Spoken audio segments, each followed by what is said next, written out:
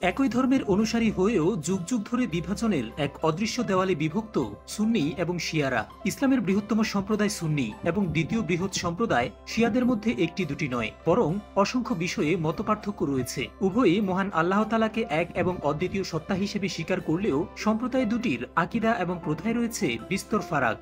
চলুন তাহলে সুন্নি ও শিয়াদের মধ্যকার পার্থক্যগুলো জেনে নেওয়া যাক। সুন্নিরা হযরত আবু বকর সিদ্দিক রাদিয়াল্লাহু তাআলা আনহু, হযরত ওমর রাদিয়াল্লাহু তাআলা আনহু, হযরত উসমান রাদিয়াল্লাহু তাআলা আনহু এবং হযরত আলী রাদিয়াল্লাহু তাআলা আনহুকে ইসলামের প্রধান চার খলিফা হিসেবে মানলেও শিয়ারা শুধুমাত্র আলী রাদিয়াল্লাহু তাআলা আনহুকেই খলিফা বলে মানেন। তাদের ধারণা এই যে হযরত আবু বকর সিদ্দিক রাদিয়াল্লাহু তাআলা আনহু, হযরত ওমর রাদিয়াল্লাহু তাআলা আনহু এবং হযরত উসমান রাদিয়াল্লাহু তাআলা আনহু অবৈধভাবে খলিফা হয়েছিলেন। এমন শরীয়ত বিরোধী বিশ্বাসের কারণেই সুন্নিরা শিয়াদেরকে মুসলিম হিসেবে মানতে চায় না, কারণ খলিফাদের অস্বীকার করা মানেই পরোক্ষভাবে ইসলামী আকীদাকে অবিশ্বাস করার শামিল। তাছাড়া সুন্নি তরিকা মতে মহানবী হযরত মুহাম্মদ সাল্লাল্লাহু আলাইহি ওয়াসাল্লামের মৃত্যুর পরে পৃথিবীতে আর কোনো নবী রাসূলের আগমন ঘটবে না, অর্থাৎ নবুয়তের ধারা সমাপ্ত হবে। তবে শিয়ারা সেটা মানেন না। তাদের মতে নবী করিম সাল্লাল্লাহু আলাইহি ওয়াসাল্লামের মৃত্যুর পর পর্যায়ক্রমে 12 জন ইমাম মুসলিম বিশ্বের নেতৃত্ব দিবেন। তন্মধ্যে প্রথম ইমাম হলেন হযরত আলী রাদিয়াল্লাহু তাআলা আনহু এবং শেষ ইমাম হিসেবে আগমন ঘটবে ইমাম মাহদির। শিয়ারা মনে করেন যে এই 12 জন ইমামের প্রত্যেকেই সম্পূর্ণ মাসুম এবং তারা গায়েবের খবর জানেন, যা স্পষ্টতভাবেই কুরআন এবং সুন্নাহ বিরোধী। অবশ্য কুরআন এবং সুন্নাহ বিরোধী আরো অসংখ্য মতাদর্শ শিয়া সম্প্রদায়ের মাঝে ঘুরে বেড়াচ্ছে। তারা মনে করেন যে পবিত্র কুরআন বিকৃত এবং পরিবর্তিত অবস্থায় মজুদ রয়েছে। তাছাড়া মুতওয়া বিয়ে কিংবা অস্থায়ী বিয়েকেও শিয়ারা জায়েজ বলে মনে করেন, যেখানে সুন্নি মাযহাব অনুসারে এই বিয়ে সম্পূর্ণ নিষিদ্ধ।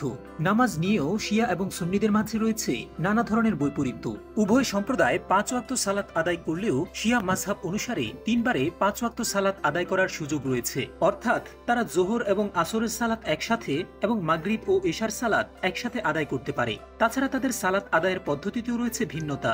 সুন্নি মাযহাবের অন্তর্ভুক্ত অধিকাংশ সম্প্রদায় হাত বেঁধে নামাজ আদায় করলেও শিয়ারা 2 হাত ছেড়ে দিয়ে নামাজ আদায় করেন। তাছাড়া পদ্ধতিগতভাবেও শিয়াদের সালাত আদায়ের সাথে সুন্নিদের রয়েছে বিস্তর ফারাক। শিয়াদের নামাজের একটি গুরুত্বপূর্ণ অংশ হলো তুরবাহ। এটি হলো কারবালার মাটি দিয়ে তৈরি ফলক বা পাথর, যেটির উপর মাথা রেখে শিয়ারা নামাজ আদায় করেন। তাছাড়া শিয়ারা সাধারণ হজে অংশগ্রহণ করেন না, বরং তারা আলী রাদিয়াল্লাহু তাআলা আনহু এর কবরের চারপাশে তাওয়াফ করাকেই হজ হিসেবে গণ্য করেন।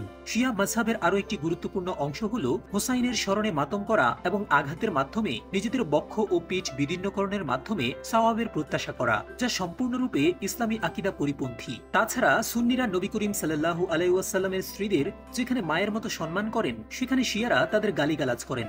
এমনকি হাতে গোনা কয়েকজন সাহাবী ছাড়া অন্য সকল সাহাবায়ে কেরামদেরও তারা কাফের এবং জারদ সন্তান বলে গালি দেয়। পরস্পর বিরোধী এসব বৈপরীত্যের কারণেই কালের পর কাল ধরে সুন্নি ও শিয়াদের মাঝে বিরোধ অব্যাহত রয়েছে। তবে পারস্পরিক বোঝাপড়ার মাধ্যমে এসব বিরোধের সুরাহা খুঁজে নেওয়াটাই মুসলিম বিশ্বের স্বার্থ বয়ে আনবে।